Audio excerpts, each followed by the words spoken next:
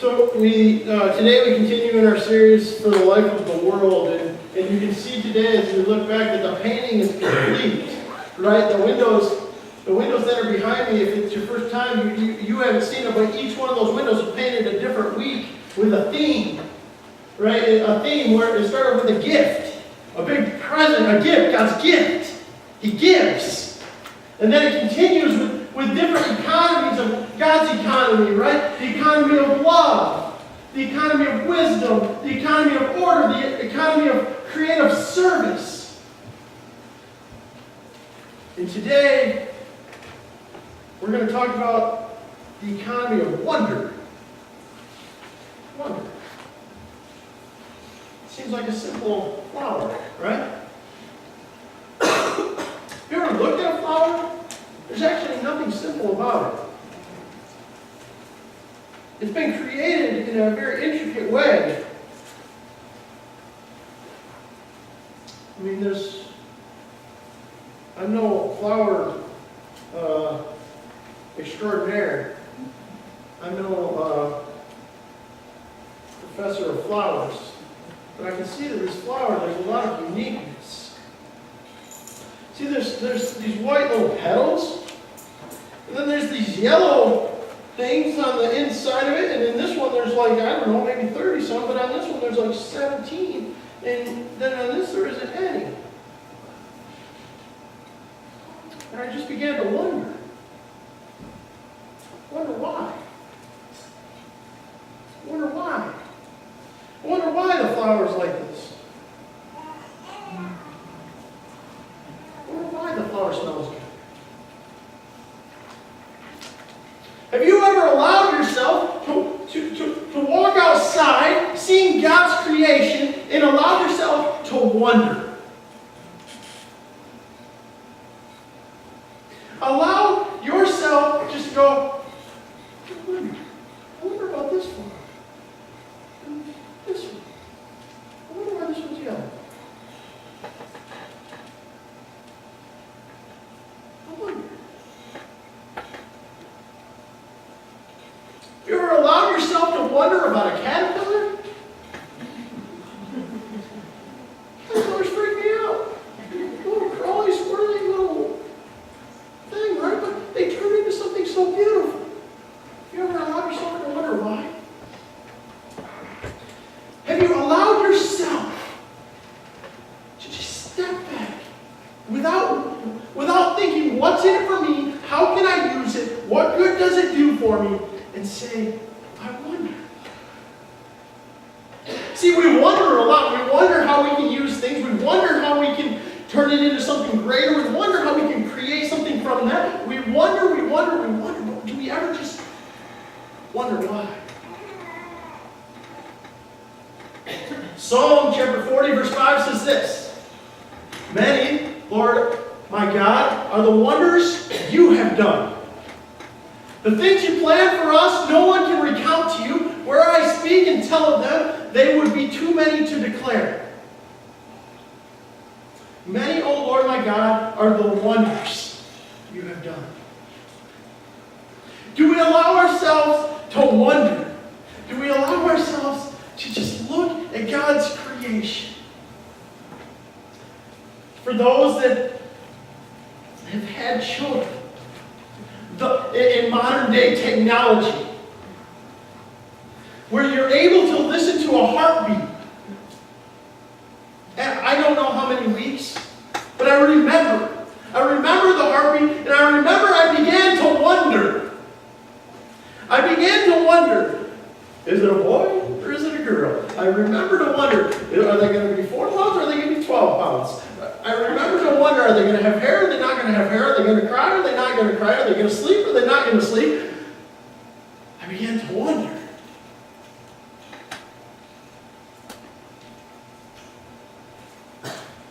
See, God's many wonders. Beauty and wonder lead us beyond man-made control. See, you might not like to think this way, but we're just all a bunch of control freaks. We want to know what we can use it for. We want to know when we want to know, and if we don't know, we don't care. Right? our control. So these flowers, I don't know anything about them. I know that they're white with the yellow middles, and I don't know if what I can use it for, and I don't know. I know my wife likes them when I bring them home to her, so I can use it for that. But I don't know, so there I cause myself not to care unless I force myself to wonder. This morning I walked outside these front doors of the church and I looked at the flowers and I began to wonder. When's the last time you looked at it? We could walk out on our 25 acres here behind the church and we could walk out to the field, all different directions, no one together with someone else, and we could all wonder about something different. We could all look at a part of God's creation and wonder about something different. We could. I remember our time in Ghana when we went to meet Ruby for the first time, and we were over at her foster parents' home, and she was going to cook for us. And she said, "Here, come here, I want to show you something." And she took us to this grassy area. There's not a lot of grassy area. They gave us this small little grassy area. And she said, "Right there." And my wife and I looked at each other like, I don't see anything. She says, "Yeah, right there." And she bent down, in not in English, but she broke down and she picked something from the ground. She says, "Very good. You should eat it. Take it home." What she had in her hand was a dandelion. See, I was never allowed to wonder what a dandelion was other than a nuisance to your green lawn. What they found it to be was something that was very good to eat. I do not recommend going out and eating dandelions. Because here in the States, we spray fertilizer and all kinds of stuff on them, right? But there, she was appalled when I said, "We kill those." And she says, "No, no." I said, "Yes, yes." Yes, yes. But did you ever wonder? Did you ever wonder what these things that God allowed to be part of your lawn that were created? Did you wonder what these yellow flowers were that were just drooping up? No. No, because what can they do for us? Well, here in our culture, they don't do anything for us, or so we think. What does it look like to see God's reign everywhere you go? Looking and wondering at God's reign everywhere you go. Wonder has a natural progression to it. I think in Scripture, wonder has a natural progression. And the first starts in Psalm chapter 34, verse 8, and it says, "Taste and see that the Lord is good." Taste and see that the Lord is good. Another word for see is behold. Taste and behold that the Lord is good. When do you taste and see that the Lord is good? When you take time out of your busy schedule over the rat race, and do you take time and you stop and you pause and you see that the Lord is good?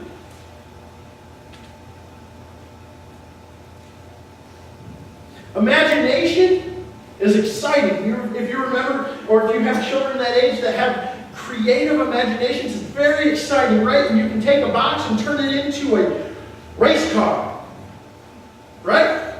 It's all a matter of how fast it goes down the steps. Imagination. You can take the smallest thing. You can take a field with nothing in it and create it to be something wonderful. But over time, we begin to lose our wonder, we begin to lose our imagination. And we say, well, that doesn't make sense. That's not real.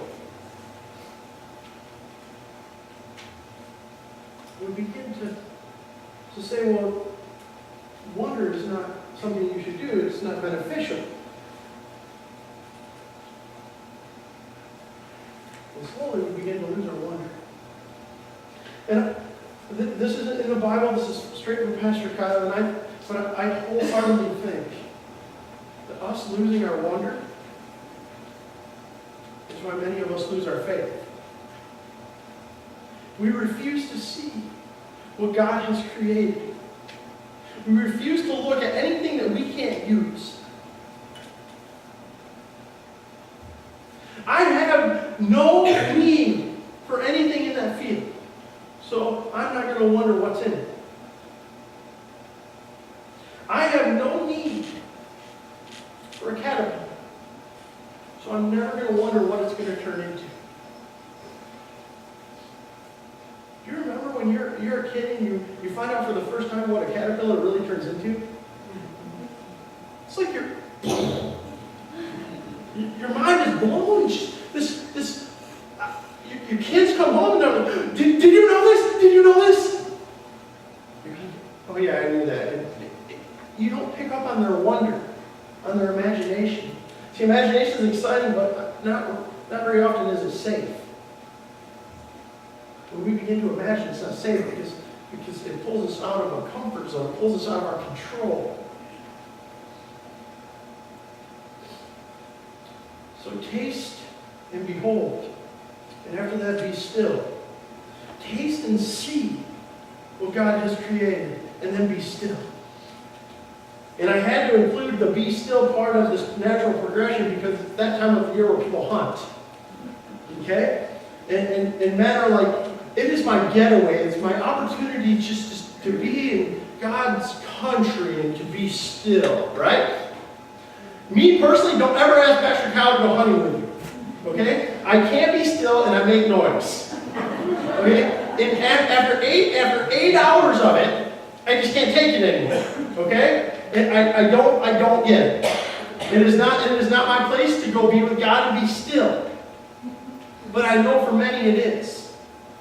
I know for many it's their opportunity to see creation, to wonder, to see the leaves, to hear the rustling, to see the trees change color. They might not see an animal all day long and they had a successful day of hunting. Right? Because they were still and they were able to wonder. Wonder when that big deer was going to walk in front of them. Wonder when you fill in the blank. You were able to take it all in. Jesus did this too in Luke chapter 5, verse 16. He says, Jesus often withdrew to lonely places and prayed. He went into a place where he could be still. He went against this cultural norm that says you have to go, you have to go, you have to go, and when you have time to pray, then you should pray. When you have time to spend with God, then you should spend with God. No, actually it's the other way around. When you have time to do other things, then you should do them. Or spend time with God. Be still. Taste and see. And the third one is imagine. Ephesians chapter 3, verse 20 says, now to him who is able to do immeasurably more than all we ask or imagine. So when you taste and see, and you be still, and you imagine, know that God can do more than you can imagine. Know that whatever you imagine, God can do immeasurably more. I love this verse when people come to me and say, I don't think God would do that, or I don't think God can do that. And I'm thinking to myself, well, if you can imagine it, God can do immeasurably more.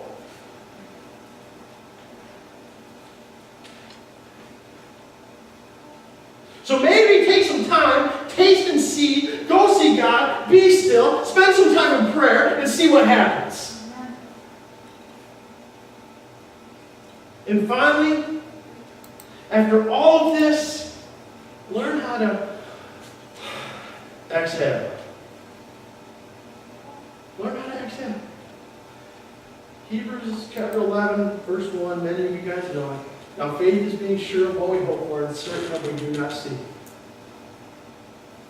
After you've tasted and seen how great God is in His creation, after you've been still and prayed, after you've imagined and knowing that He can do immeasurably more, exhale and know that He is God. Exhale and then know that what you can't see, know that you're certain of it, and know that that's faith, and know that He's got it under control.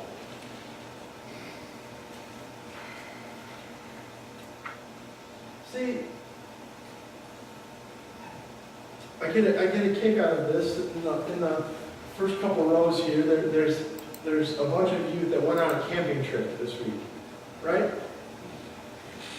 And I said to Maggie before she left, y'all are going to be cold. And she's like, oh, it'll be fine, it's going to be great.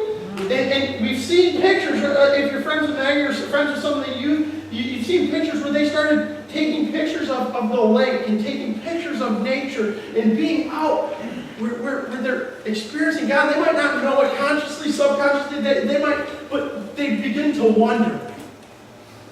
They might not think, I wonder if, I wonder why. But being out there has caused them to see God's creation in a different way.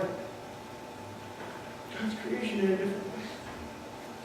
And I say this, when you take 10 new campers on a camping trip, what happens on that camping trip? It ends early. Right? Right? And I was not misspoken this time. They came home at night early. They said, we were freezing, Pastor Kyle. We were freezing, except for two guys that said we refuse because we're too much of a men. We will stick this out. We will not show our weakness. See, but what you did is you stopped and you were able to behold and see God's creation. And that level of wonder came within inside of you. And the fact that I saw pictures of you guys taking reflections off lakes tells me that there was a wonder of what God created. And let you not leave that and take that just as, oh, that was really neat and that was really cool. No, that's God's creation. And it's a beautiful thing. And it's created by a God that can do immeasurably more. And this goes for everybody. Whatever you wonder, He can do immeasurably more. May we take the time to wonder. May we take the time to taste and see.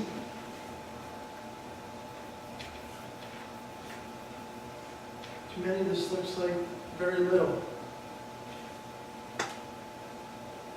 But when you look at this and actually see the creation, it was made for a reason. I don't know anything about flowers, but I have a new flower wonder of flowers. New wonder. Can we dare to imagine what it would look like to share our sense of wonder? We share so much in this world. Can we share our sense of wonder? We don't want to sound weird. We don't want to ask someone to, have you ever thought about this? Have you ever wondered? Can we dare to imagine what it looks like to share our exciting sense of wonder? Incredible. Oh, Father God, your creation is beautiful. Perfect. Lord, everything you've created has been made for a reason, for a purpose. Let us be filled with wonder, Lord, that we don't take anything for granted, that we stop and look and rest. Pause. Push pause on this life that just gets us going so fast.